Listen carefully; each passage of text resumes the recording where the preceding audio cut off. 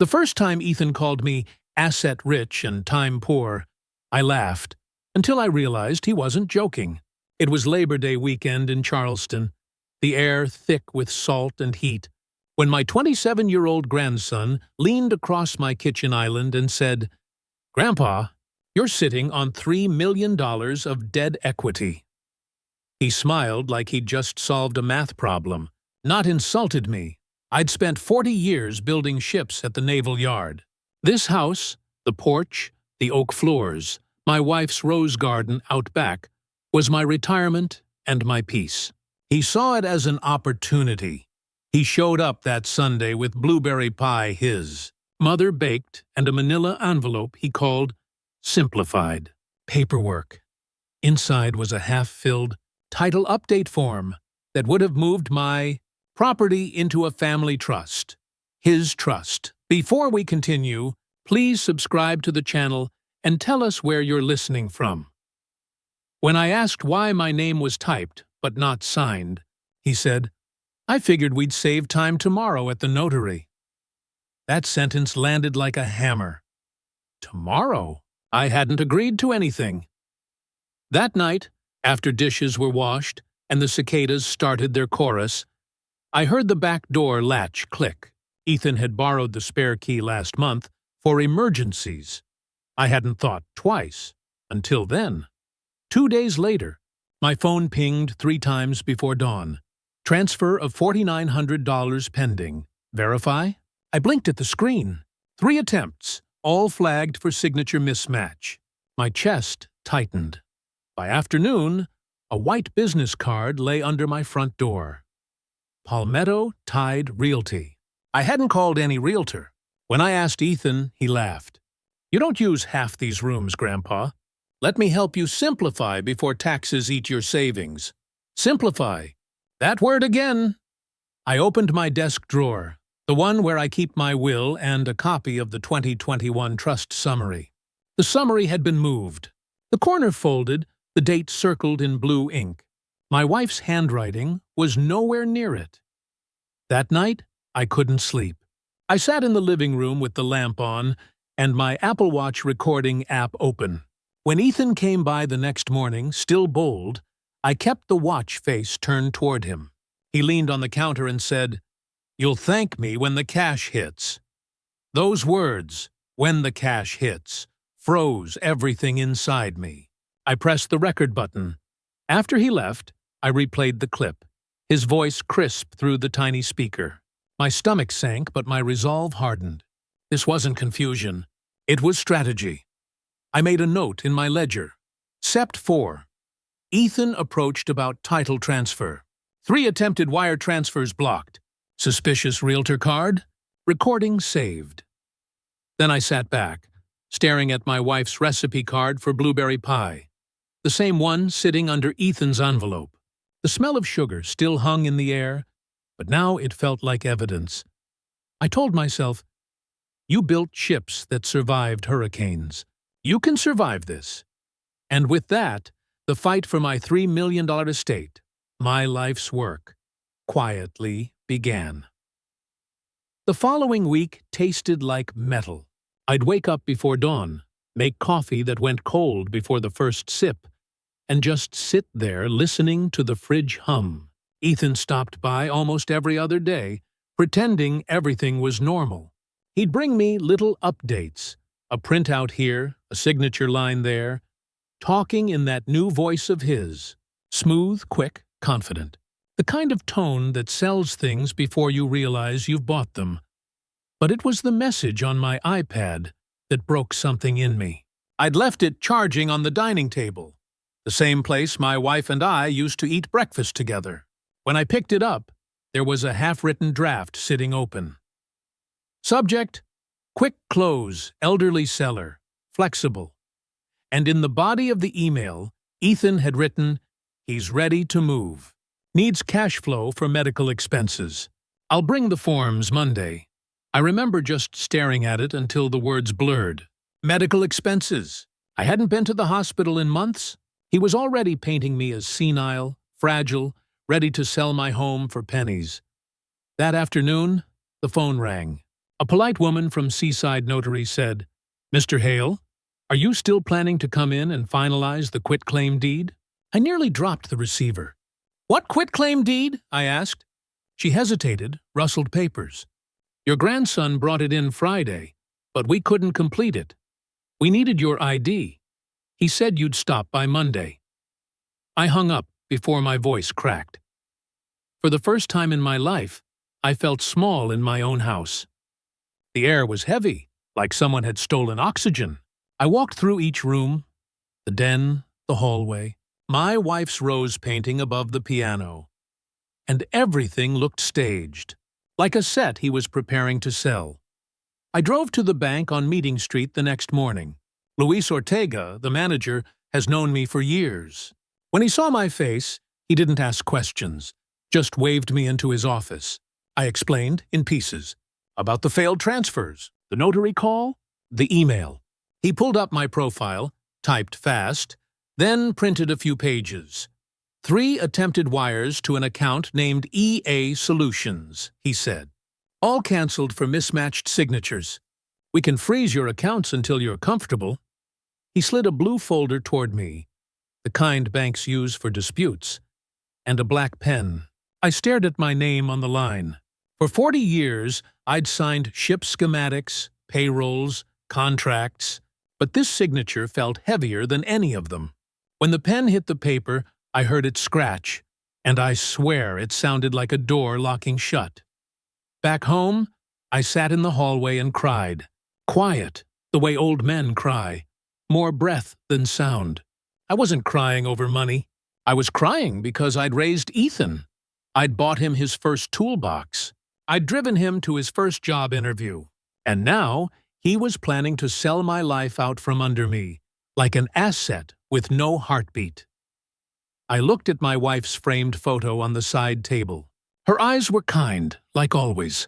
She used to say, "If you ever feel cornered, write things down. The truth is safest on paper."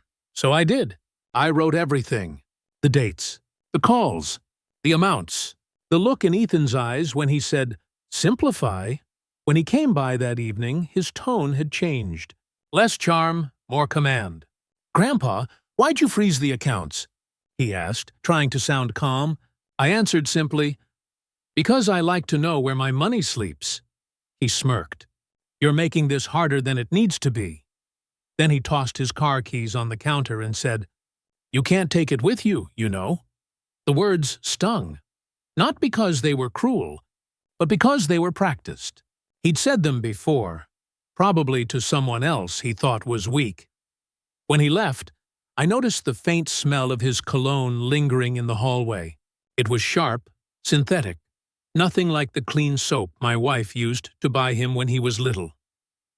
That night, I sat by the window, pen in hand, ledger open.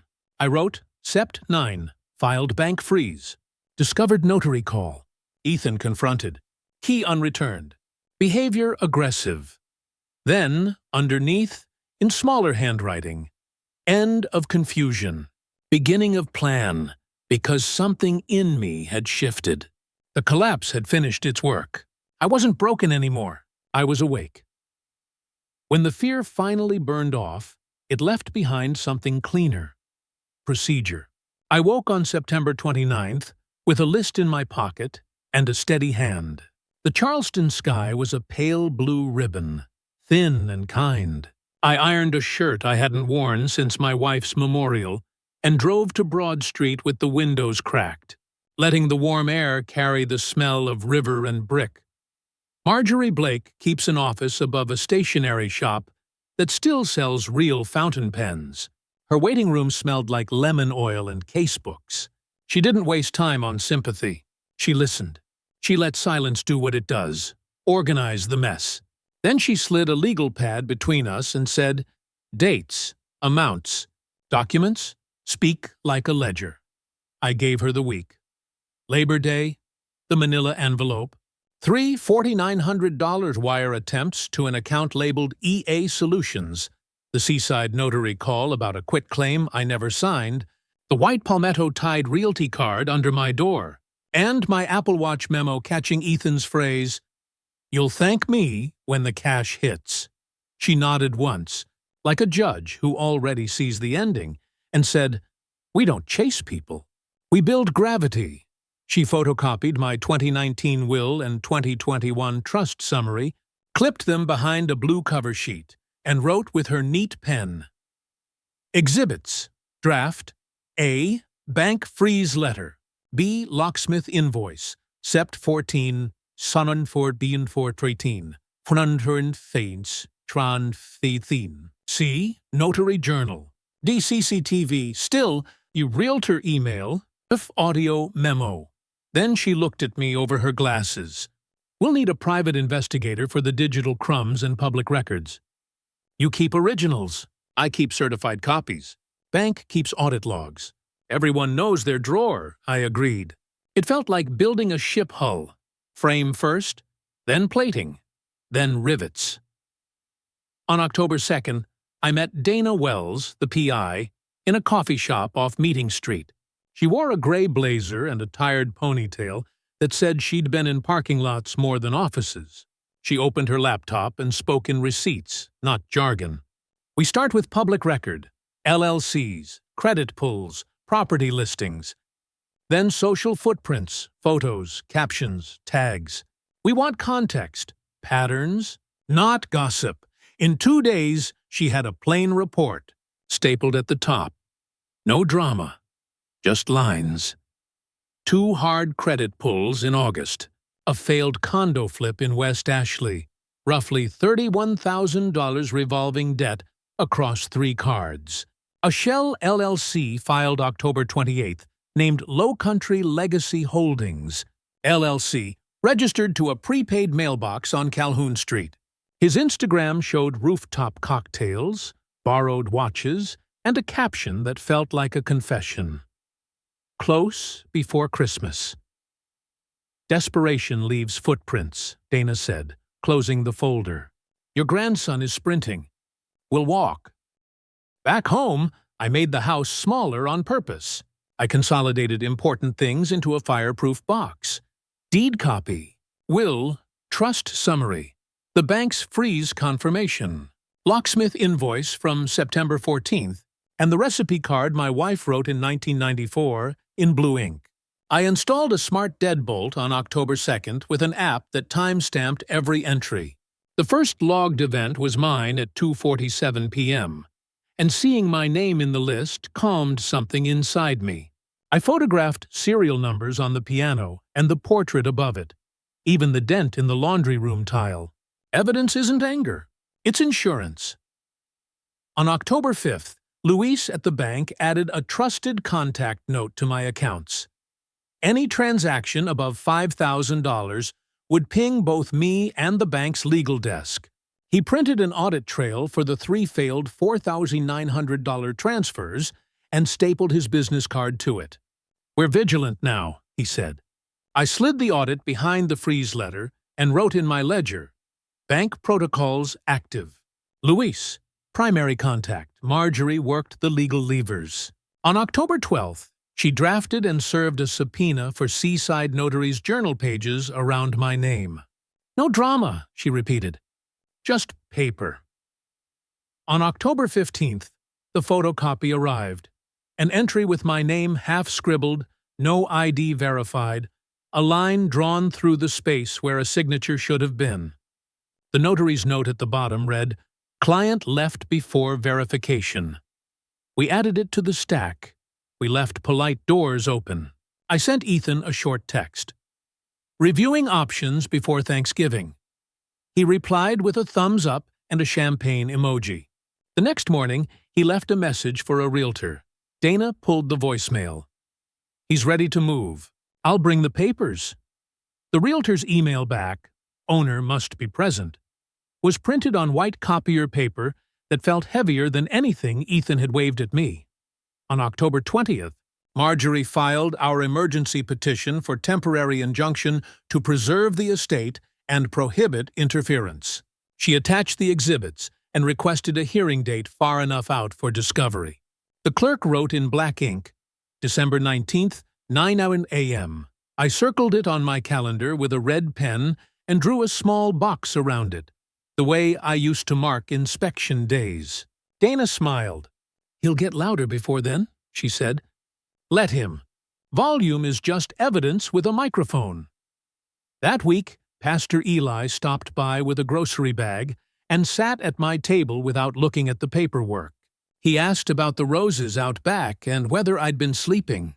When he left, he put his hand on the doorframe and said, "Justice has a pace. Keep yours." I wrote that on a sticky note and pressed it inside the blue legal folder. I practiced answers in the mirror. Not speeches, just clean lines. "Yes, Your Honor." 3 attempted transfers on September 6th. "No, I did not sign a quitclaim." "Yes, this is my Apple Watch recording." I practiced breathing until my shoulders learned how to drop on command. At night, I turned off the lamp and left the hallway light on low. I wanted the house to know I was still here. On October 22nd, the smart lock log pinged while I was at the sink. 2:11 p.m. Manual handle jiggle, no code entered. I looked through the peephole and saw no one, just the reflection of the live oak. I wiped my hands, wrote the time down, and set my phone to capture the next event automatically. Procedure. Always procedure. By the end of the month, the structure held. Originals with me in the firebox, certified copies with Marjorie, bank logs with Luis, digital captures with Dana. Everyone knew their drawer. I felt the weight of the plan like the keel of a ship.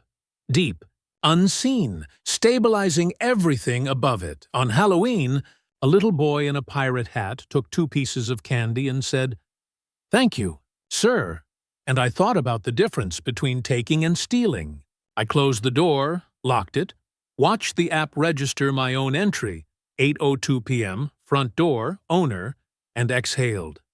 Foreshadowing isn't just in stories. It's in life when a hearing date sits on the wall and the days fall toward it like dominoes. December 19th waited. I was ready to let the record do the talking. October settled into a rhythm of paperwork and small traps. I stopped reacting and started engineering outcomes. 1 measured note, 1 form, 1 phone call at a time. I'd spent my life building ships designed to stay afloat in storms. This wasn't much different. The trick was the same. Every rivet counts. Luis, at the bank, became my anchor. He added a special notation to every account. Trusted contact required for transactions over $5,000. That meant even if Ethan tried to sweet-talk a teller or wave a forged paper, the system would flag it to Luis and me. We tested it once with a mock $6,000 withdrawal. Within seconds, my phone vibrated. Approval needed. Override request. It worked. I thanked him, signed the updated policy sheet, and wrote in my ledger, October 7th, fraud protocol active. Next came Dana's surveillance. She'd retrieved CCTV footage from September 6th, the day of the first transfer attempts. There he was, my grandson, walking into the Meeting Street branch, head down, baseball cap pulled low. He looked nervous, not guilty yet, like a kid trying to skip a line. The timestamp read 3:42 p.m. He hovered at the wire transfer kiosk for almost 2 minutes, glancing at his phone, then walked out. Dana froze the frame right as he turned to the camera. The look wasn't of remorse. It was calculation. That single image went into the case file behind Exhibit D. She found another gem. A recorded voicemail Ethan left a realtor. His voice was calm, confident. "He's ready to move. I'll bring the papers this week." The realtor's reply was perfect. Professional, but cutting. "Mr. Hale must be present to list the property. Please have him call me directly." That email, printed in black and white, became Exhibit E by October 12th. The Seaside Notary subpoena had done its work. Their journal arrived, my name written in the wrong ink color, no signature, no ID verification, and a note at the bottom, "Client left before verification." That single line was worth 1,000 speeches. Marjorie smiled when she read it. "Forgery," she said softly, like a diagnosis, and sloppy. I spent evenings sorting evidence into neat stacks on my kitchen table. My wife's old recipe card sat in the center like a compass. Around it, the bank freeze letter, locksmith invoice dated September 14th, 189, the realtor email, the notary statement, and the transcript of Ethan's cash hits recording from my Apple Watch. Each document felt like armor plating. When Ethan came by mid-month, he knocked instead of letting himself in. Progress in its own way. He wore sunglasses, though it was cloudy. "Grandpa, I heard you've been talking to lawyers," he said. I looked up from the table. "I talk to a lot of people, Ethan, usually those I trust." He grinned, trying to sound casual. "You don't need to make this ugly." "Then stop painting it pretty," I answered. His grin flickered. "You know, you could just sign it and we'd both be rich." I turned the watch face toward him, the screen glowing faintly. He glanced at it, realized it was recording, and went silent. When he left, I changed the entry code on the new smart lock. That night, I tested the app. Front door opened. Owner, 8:56 p.m. Good. Front door locked. Owner, 8:58 p.m. Better. Marjorie filed the emergency petition for temporary injunction on October 20th, attaching all exhibits, A through F. She called me that evening to confirm.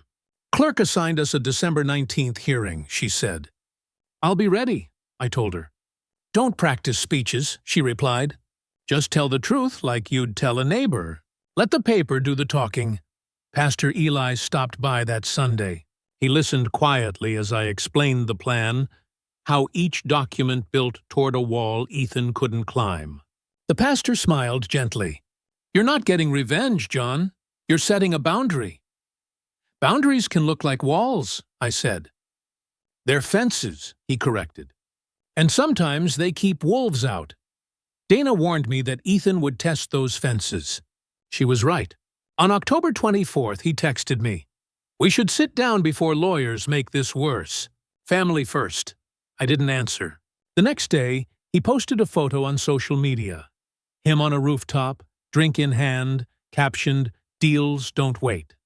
I saved the screenshot. Everything was evidence now. Each night, I walked the house with my phone in one hand and a pen in the other. The logs glowed on the screen, no unauthorized entries. Each entry was mine. I'd written hundreds of maintenance logs at the shipyard. This was no different. The house was a vessel. I was sealing the hatches. By the end of October, every lever was locked in place. Luis, bank watch active. Dana, surveillance chain complete. Marjorie, legal petition filed. Me, property secured. Access codes changed. On October 31st, Tersuur Entreprise, a realtor called asking to confirm Saturday's showing. I let him speak until he said the address, mine. I asked calmly, "Will your buyer be bringing my grandson again?" The pause on the other end was enough. He apologized and said he'd update the file. I thanked him, hung up, and logged the call at 4:17 p.m. That night, I sat outside on the porch under the porch light's soft glow, watching the moss sway from the oak. I wasn't angry anymore. I was deliberate. Every sound, the hum of crickets, the creak of the floorboard, felt like a metronome counting down to something inevitable. Ethan thought I was waiting to die, but I wasn't waiting. I was documenting. November arrived with brittle air and the kind of light that makes every flaw visible. The roses out back browned at the edges, and my house, for all its security, felt like it was holding its breath. Ethan's silence didn't last long. He texted me one morning. "Grandpa, we need to talk. I've got a buyer lined up. Cash deal." I didn't answer. A few hours later, another text. "You're overreacting. It's still your name on everything. For now." The arrogance in those two words, "for now," sat in my chest like a nail. Donna and Marjorie both warned me. "He's testing how much you know." I knew enough. That week, Dana called. Your grandson registered a new company on October 28th. Low Country Legacy Holdings, LLC. Shell entity. Prepaid mailbox. He's using it to look legitimate. She emailed me screenshots, public filings, domain registration, a cheap Wix site with stock photos of Charleston homes and the slogan, Family Wealth, Modern Speed. The arrogance fit. By the second week of November, Ethan's tone changed from persuasion to pressure. He'd show up unannounced, sometimes early morning, sometimes late evening, trying to sound helpful. One night, he leaned against my doorway and said, "You can't keep all that money locked up forever." "I'm just trying to put it to work," I replied. "My money already works. It keeps me safe." He smiled without warmth. "You always were sentimental." He left before I could answer, but his cologne lingered, sharp, synthetic, and wrong. On November 20th, my daughter called. "Dad, maybe just sit down with him," she said. "He swears you misunderstood." I kept my voice calm. "Honey, this isn't about misunderstanding. It's about documentation," she sighed. "He's your grandson." "And I'm his grandfather," I said. "That used to mean something." She hung up quietly. Thanksgiving came cold and gray. My daughter insisted on a family dinner. Against my better judgment, I went. Ruth, my neighbor, had offered to come along just in case, but I told her no. Some battles you stand in alone. Ethan arrived early, dressed too well for turkey. When he hugged me, his arms were tight, not affectionate, control disguised as care. During dinner, he carved the bird like he was on camera. He kept saying things like family legacy and streamlining inheritance. When dessert came, he cornered me by the sink. "Grandpa, just sign the revision," he whispered. "We can close the deal before Christmas." I wiped my hands on a towel. "There is no deal," he smiled thinly. "There will be." Ruth, who'd dropped by with cranberry sauce, overheard him. Later, she told me, "He sounded like a salesman trying to close a mark." I wrote the date down that night. November 23rd. Thanksgiving confrontation. Witness, Ruth Collins. Phrase, "There will be." On November 30th, a realtor I'd never met called. "Mr. Hale, I'm confirming Saturday's walkthrough at 11 a.m. Still good?" I said, "Only if you bring the sheriff." The line went dead. I emailed Marjorie immediately. She replied with 2 words, "Cease and desist." Within 48 hours, Ethan received formal notice forbidding him from presenting himself as an estate representative or owner. Dana hand-delivered it, and later told me he went pale reading it. "He asked if you were serious," she said. I told him the paperwork usually answers that question. He didn't come by after that. Instead, he took to the internet. Dana sent me screenshots of his posts, photos of him with the caption, "Big deal closes before Christmas," and a countdown timer emoji. One post even had my street sign blurred in the background. I printed them all, labeled each one with a date and note, "Evidence of intent." Marjorie met me on December 1st. We sat in her office with coffee gone cold, reading the court's confirmation of our December 19th hearing. She said, "He'll try something before that. Desperation accelerates stupidity." I smiled. "Then maybe he'll hand us the rest of the proof." She looked up. "John, are you sleeping?" "Better," I said. "Because for once, I know exactly what time the storm will hit." That night, I lit a single lamp, opened my ledger, and wrote at the top of the page, "December countdown. 19 days to hearing. Assets secured. Accounts frozen. Keys logged. All locks confirmed." Outside, the wind rattled the shutters. Inside, I felt the strange peace that comes when you know your enemy is running out of moves. Ethan thought I was the one trapped in this house. But really, I'd built it into a courtroom long before the hearing ever began. The first week of December carried that quiet tension before a storm, the kind that makes even clocks tick louder. I'd marked the 19th on my calendar in red, and every day between felt like a fuse burning down. On December 10th, Ethan arrived without warning. He parked crooked in the driveway, engine still running. When I opened the door, he held up a folder like a trophy. "See?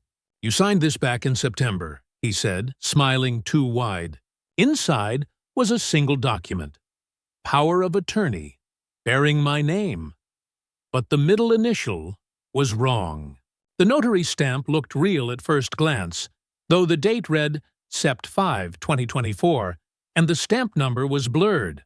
I kept my face still. "Mind if I make a copy?" "Sure," he said. "Just don't take too long.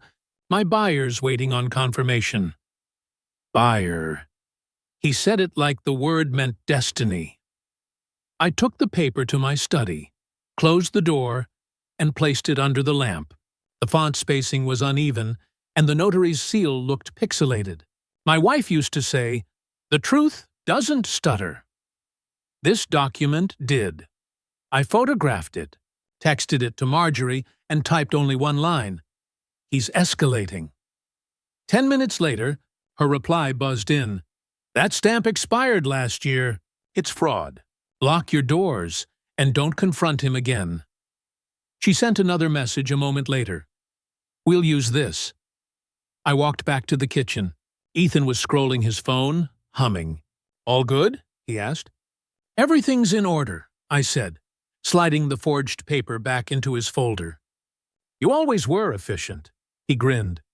"Just trying to help the family." "Of course," I said. "Families need structure." When he left, the house felt cleaner. I watched his car taillights fade and whispered to myself, "You just wrote your own confession." The next day, I called Dana. She pulled up the notary's records within hours. License expired March 2023. Disciplinary complaint filed April 2023, relocated to Florida. "He didn't even pick a valid stamp," she said. He copied an old one from an online form. Marjorie drafted a supplemental exhibit that afternoon, side-by-side comparisons, his forgery and the state registry version. The differences were as bright as sirens. She added a statement. Exhibit G, fraudulent power of attorney. Expired stamp di Charles H. 442. Mismatched initial. I read the draft slowly. Every sentence was a hammer. That evening, Pastor Eli stopped by with a thermos of coffee and a prayer card. He didn't ask questions. He just listened while I described the fake document. Then he said, "Sometimes God lets us see the handwriting before He erases it." I smiled for the first time in weeks. On December 16th, the smart lock app pinged. Manual handle jiggle, 2:08 p.m. I checked the camera. Nobody visible. I saved the footage anyway, printed the log entry, and filed it behind the fake POA. Marjorie called that night. "He may try to use the document at the hearing," she warned. "Let him. Don't interrupt. When the judge asks if you signed it, just say no. Then let me do the rest." I rehearsed the words in my head. "No, Your Honor, that is not my signature." Simple, steady. 2 days before the hearing, Dana texted a photo of Ethan at a rooftop bar, champagne glass raised, captioned, "Closing in 72 hours." I printed it, labeled it pre-hearing social media post. Evidence of intent. That night, I couldn't sleep. I sat in my wife's old chair, pencil in hand, sharpening it slowly. The sound was rhythmic, calming. I put it in my coat pocket. Maybe superstition, maybe preparation. At 5 a.m. on December 19th, I dressed in a white shirt, gray blazer, and the watch my wife gave me on our 30th anniversary. The house smelled like dust and coffee and resolve. Before leaving, I opened the fireproof box one last time. Checked. Each folder. A. Bank freeze letter. B. Locksmith invoice. Sept 14. C. Notary journal. D. CCTV. Still. E. Realtor email. C. F. Audio memo. G. Forged POA. All there. My wife's recipe card rested on top, blueberry stains still faint in the corner. Outside, the morning light was cold and silver. I locked the door, watched the app confirm owner exit, 7:02 a.m., and whispered, "Let the record speak." As I drove toward the courthouse, the radio played softly, some old jazz number she loved. My hands were steady on the wheel. This wasn't about anger anymore. It was about truth written in ink. Ethan thought he was coming to close a deal. I was coming to close a case. December 19th. The courthouse rose out of the Charleston mist like a gray monument. Cold, tall, final. I parked across the street, adjusted my blazer, and felt the pencil in my coat pocket like a talisman.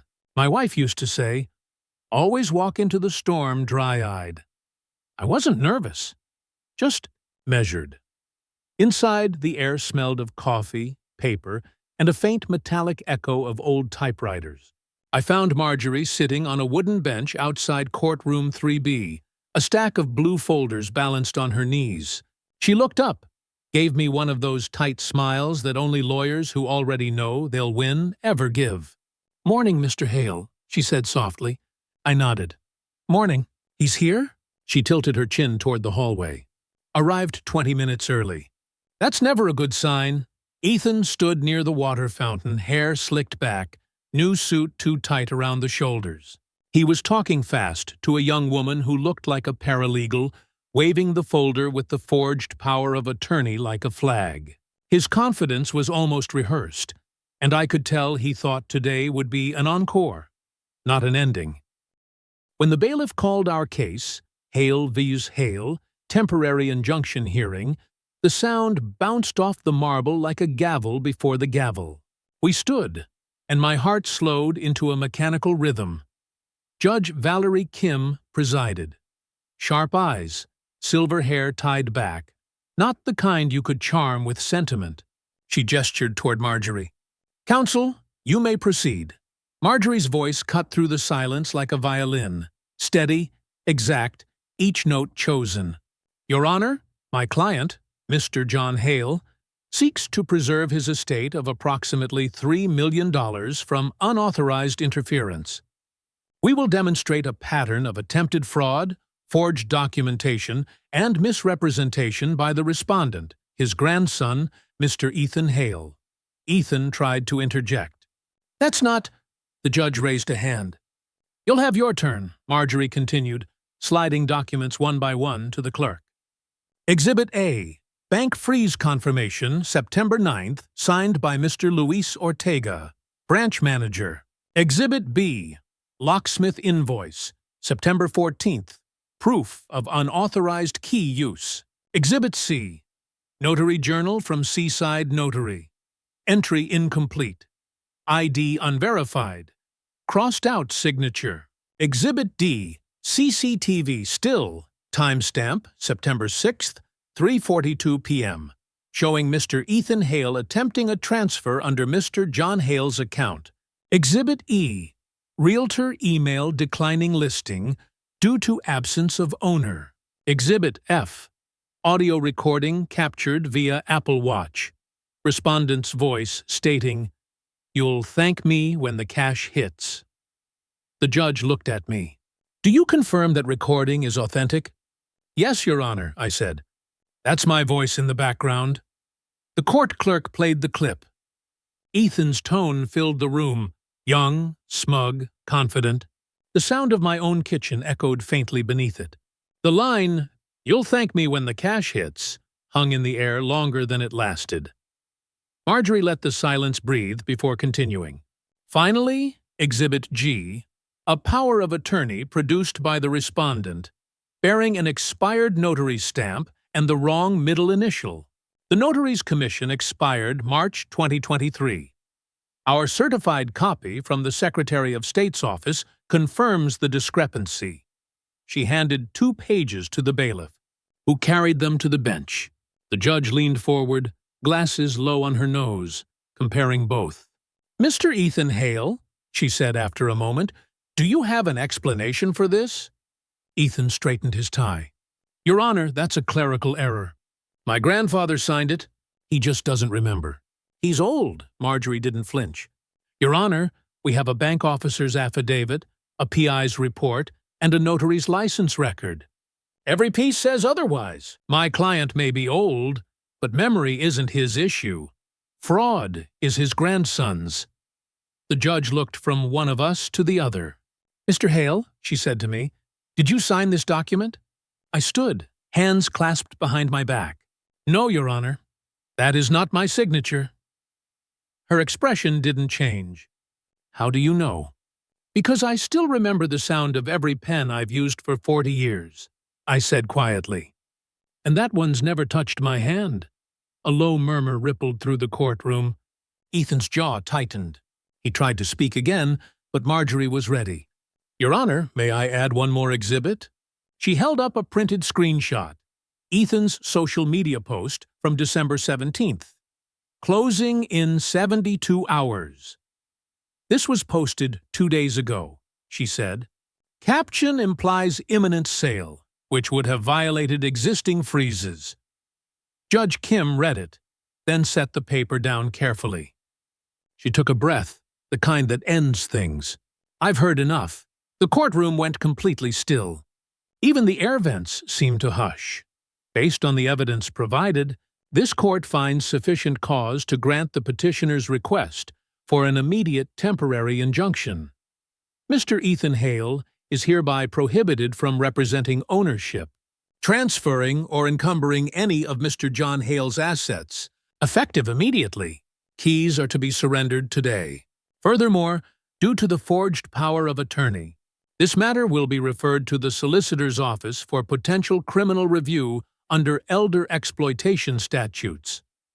The gavel struck once. Sharp. Clean. Ethan's face drained of color. He opened his mouth, then shut it again.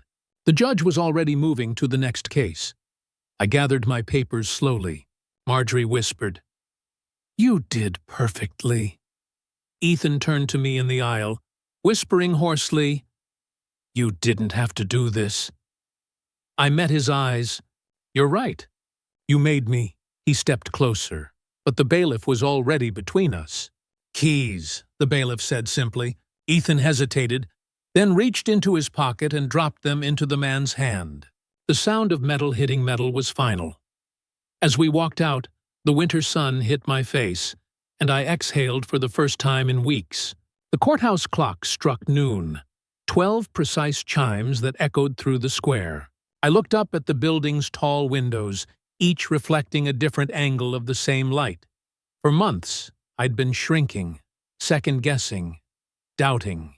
Now, standing there with my evidence folder under my arm, I felt solid again, anchored. Marjorie handed me the certified copy of the injunction, her pen tucked neatly in her pocket. "Merry Christmas, Mr. Hale," she said. I smiled. Feels like it came early this year.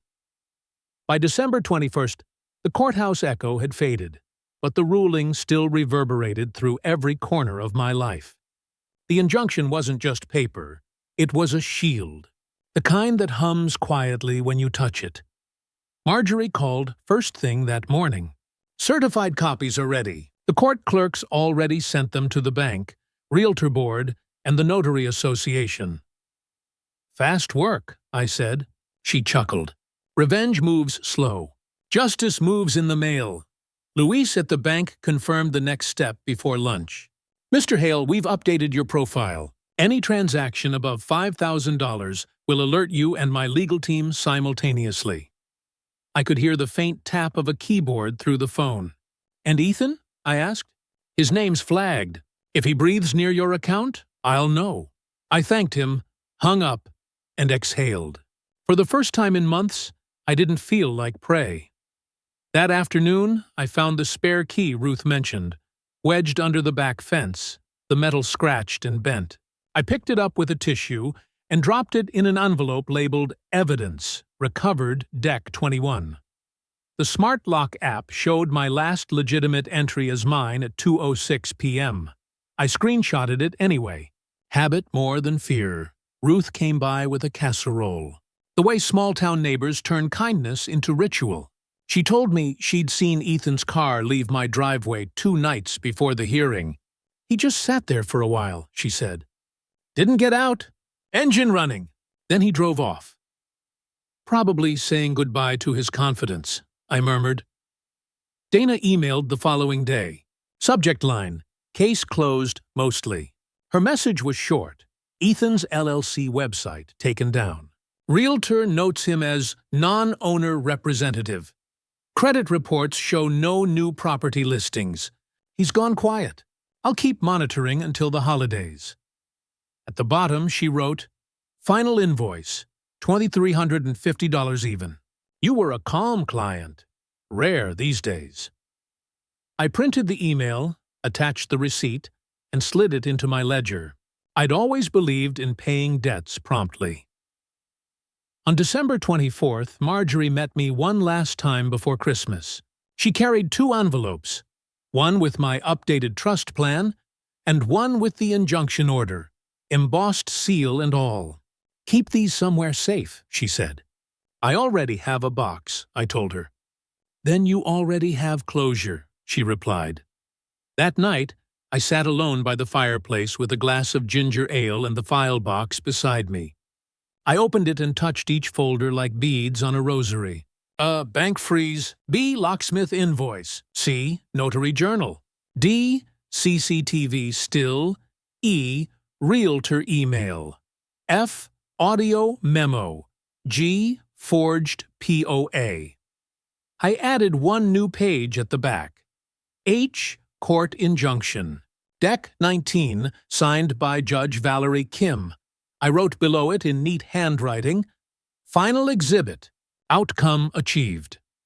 New Year's Eve passed without a word from Ethan. His social media went dark. No photos, no countdowns, no rooftop drinks.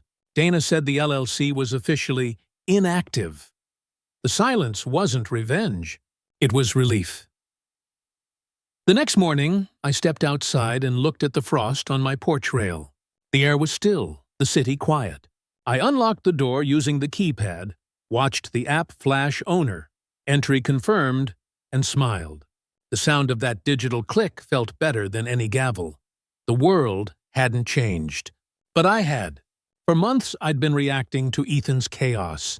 Now, everything was organized, documented, contained. He couldn't touch my estate, my home, or my peace anymore. When Ruth stopped by later, she asked softly, So, is it finally over? I closed the box and said, It's over enough. She smiled. You're a stronger man than most. I shook my head. No, just one who finally read the fine print. As she left, I watched her cross the yard. The sun caught on the frost, turning it to silver. My wife used to call that quiet triumph, and that's what it was. No fireworks, no shouting, just quiet triumph. Justice isn't fireworks. It's paperwork that actually works. By mid-January, the world outside the courthouse had moved on, but mine had just begun to settle.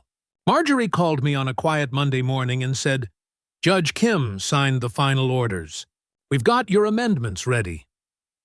I drove downtown beneath the bare oaks, the same route I used to take to the shipyard, only this time the cargo was peace. She handed me the new trust packet across her desk. 3 neat signatures, 2 witness lines, 1 sentence that changed everything. All fiduciary privileges of Ethan Hale are suspended for a minimum of 5 years. She smiled. He can reapply after proving financial responsibility. I laughed softly. That'll take him longer than 5. Luis joined the call that afternoon. Mr. Hale, all your accounts are linked under our protective estate protocol. Any wire needs 2 co-trustee approvals, yours and Attorney Blake's. His tone carried pride, not pity. You're locked tighter than Fort Sumter. I thanked him and made a note in the ledger. Jan 14, Protective Estate Plan executed. 2 signature rule active. Dana dropped off her final envelope. A simple invoice, $2,350 even, and a photo of her dog wearing a bow tie. Case closed, she said, shaking my hand. He'll think twice before trying that again. I paid her at the counter, check steady, signature deliberate. My handwriting looked cleaner than it had in years.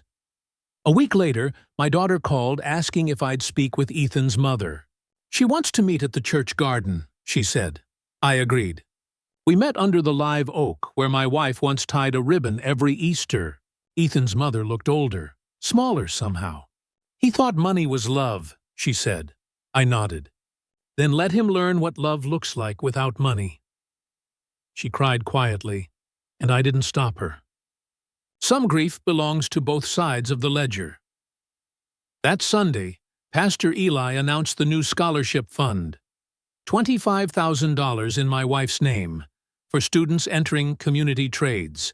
The congregation clapped. He gestured toward me, but I just raised a hand and stayed seated. The plaque would hang near the church office. Brass letters reading, "The Margaret Hale Fund, for those who build with their hands." I thought of the shipyard again, the smell of steel, the noise of creation. When the service ended, Eli handed me the donation receipt, smiling. See? Justice can build things too. I slid it into the folder with the bank letters, adding one more page to a story that had already earned its ending. The following morning, I walked down the hallway, sunlight stretching across the hardwood like gold thread.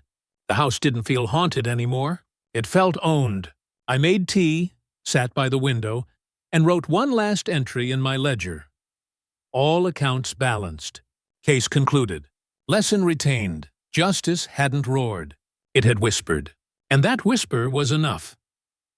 February light in Charleston has a way of softening everything, even the hard edges of memory. The frost on the window melts by 9, leaving thin veins of water that catch the sun. I wake earlier now, not because of worry, but because mornings finally belong to me again. I keep the house quiet. No TV, no background noise, just the small sounds that prove I'm still here. Kettle hissing, keys clinking in the dish, paper sliding under a pen. I start each day the same way. Open the ledger, glance at the last line, lesson retained, and then close it again. The story's finished, but the discipline remains. One afternoon I walk through each room the way I used to walk the decks at the shipyard, checking for creaks, drafts, small faults. The air smells of lemon polish and old pine. I make a new label for the safe keys and keep them in a tin box. Front, back, gate, safe. All written in block letters so future me doesn't have to squint. It's a small kind of order, but order's what kept me alive. I stop by the laundry room, press my thumb against the cracked tile Ethan once promised to replace, and decide to leave it. Some scars remind the house it's real. Ruth knocks that evening with 2 slices of pound cake wrapped in foil. You still keeping score in that notebook of yours? She teases. I nod. Old habits. She sits, looks around, and says the place feels lighter. I tell her about the scholarship, about the judge's ruling, about the silence that finally stayed silent. She pats my arm. Peace looks good on you. Later, I get a short letter through Marjorie. 1 page folded neatly. Ethan's handwriting. Steady, polite. No excuses. I was wrong. I'm sorry. No signature flourish. No demands. Just those 5 words. I read it twice and set it in the drawer with the recipe card. Maybe that's where it belongs, between forgiveness and proof. I don't write back, but I leave the drawer unlocked. Some lessons don't need locks, only limits. Pastor Eli calls on a Saturday morning. Men's breakfast tomorrow, he says. Bring that calm of yours, I laugh. I'll try. When I walk into the hall the next day, the smell of coffee and syrup hits me like a memory from 1985. Someone cracks a joke about me being the only man who ever took on a lawyer and won.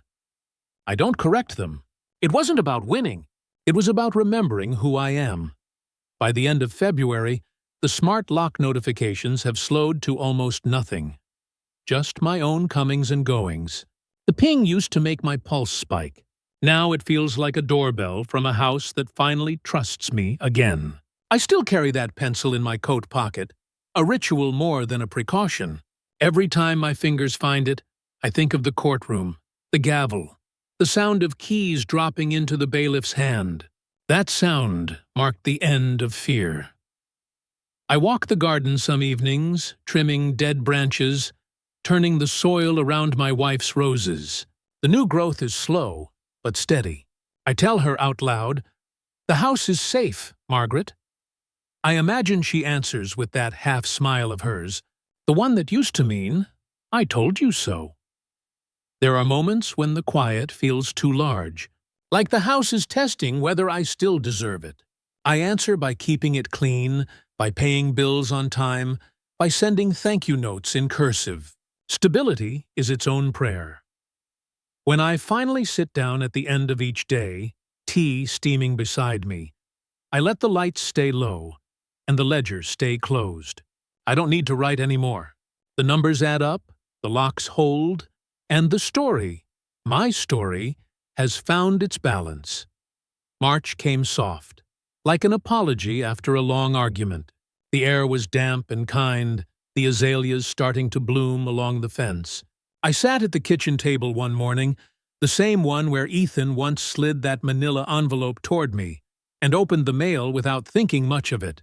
Inside was a letter on heavy paper, addressed neatly, from Avalon Watch Company. It read, "We do not sponsor or endorse Mr. Ethan Hale." I stared at it for a long second, then laughed. A real, unguarded laugh that echoed off the cabinets. Even his lies were unraveling on their own now. I folded the letter, slipped it into the file box, and realized something. I didn't hate him anymore. Pity came easier than anger once the damage was accounted for. Hatred's too expensive to maintain once the ledger's balanced. That afternoon, I drove downtown to the courthouse again. This time, not to defend anything, just to deliver an envelope. Inside was a single-page addendum, typed in my careful way.